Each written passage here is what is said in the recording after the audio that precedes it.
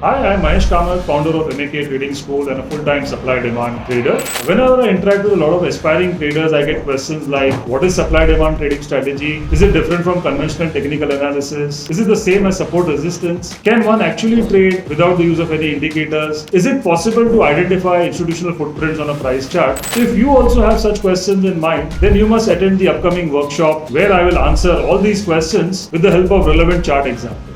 In this live workshop, I will share with you the exact price action strategy that will help me and hundreds of my students to make success in the stock market. I will teach you how to identify high probability supply demand zones, how to differentiate between high quality, low quality zones, where to put your entries, where to put stop losses, and when to exit at targets. The beauty of this strategy is it works across asset classes, across time frames. If you are keen to learn this simple yet very effective price action strategy, then just click the button below and reserve your spot before we run out of seats. And I'm looking forward to seeing you live.